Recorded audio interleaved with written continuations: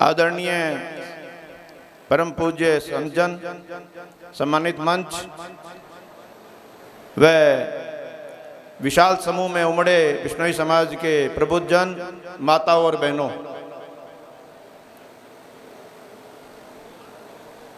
ये जो मेलों की परंपरा हमारे पूर्वजों ने शुरू की थी, इसके कई मकसद थे। सामाजिक स्तर पर समय समय पर आपस में मिलते रहना, सामाजिक विचारों का आदान प्रदान और एक समाज में एक रूपता रहे उसको बनाए रखने के लिए मेलों की बहुत बड़ी महत्व आवश्यकता रही है और इनका महत्व रहा है। ज़्यादा समय ना लेते हुए मैं केवल शिक्षा और शिक्षा वो भी संस्कार के साथ के बारे में कुछ बातें कहना चाहूँगा।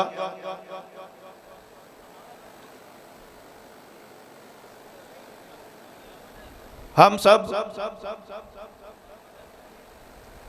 एक हिंदुस्तान के बड़े रिमोट एरिया में कह सकते हैं, रेगिस्तानी इलाका है। बाहर से हमारा जो है लोगों से मेलजोल कम रहा और कालांतर में जो जाम्बो जी ने हमारे को मुक्ति दिलवाई थी, उन बातों से हम वापस ग्रसित हुए और छुआछूत का चलन बढ़ते हुए हमने जो है एजुकेशन के माध्यम से जो है हमारा पिछड़ापन रहा।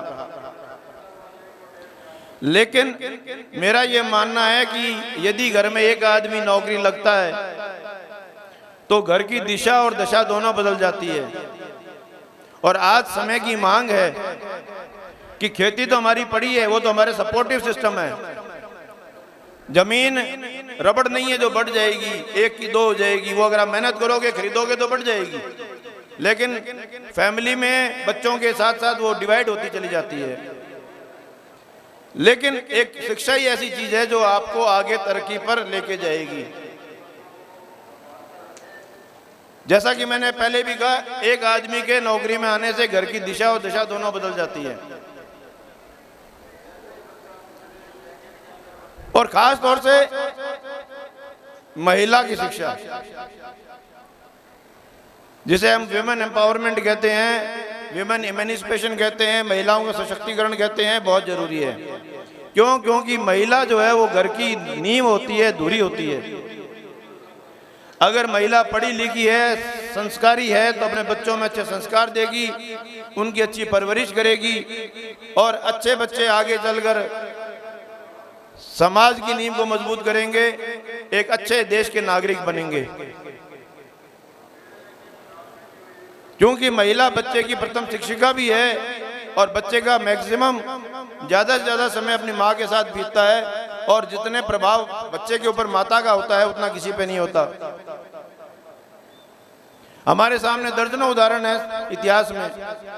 छत्रपति शिवाजी का सबसे बड़ा उदाहरण हमारे सामने है, जिसका निर्माण, जिनकी जो व्यक्तित्व का निर्माण है वो उनकी माता ने किया था।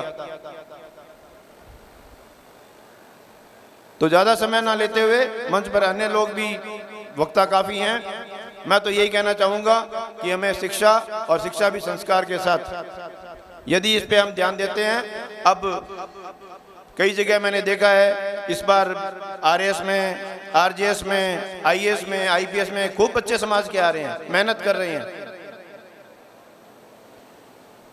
मेहनत का कोई शॉर्टकट नहीं है, वो आपको करनी ही पड़ेगी।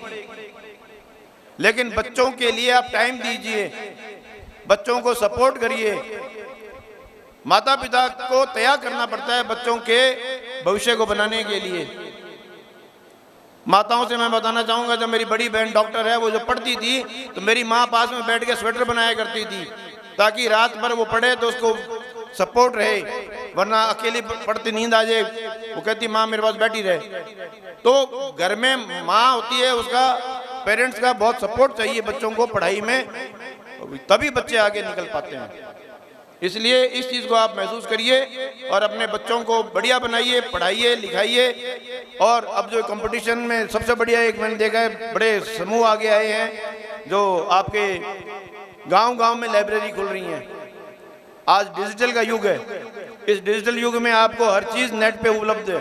आपकी कोचिंग क्लासेस ऑनलाइन चल रही हैं। आपको अब कोटा, दिल्ली, सीकर जाने की ज़रूरत नहीं है। लेकिन गांव में एक माहौल देने की ज़रूरत है। एक लाइब्रेरी का माहौल बच्चों को मिलता है तो एकांत में बैठ के बच्चा जो है वो बहुत अच्छे लगन से, और उसका समय बर्बाद नहीं होगा। इन चीज़ों को ध्यान में रखते हुए मैं आपसे यही निवेदन करूंगा कि अभी भी समय है। समाज को, हमारे पास सब कुछ है, हम साधन संपन्न हैं, लेकिन बच्चों की शिक्षा पर पूरा जोर दीजिए और उनको आगे काबिल बनाइए, कामयाब बनाइए। इससे आपका भी भविष्य सुरक्षित होगा। धन्यवाद। जय हिंद। बोलिए गुरु जम्बेश्वर भगवान की। धन्यवाद।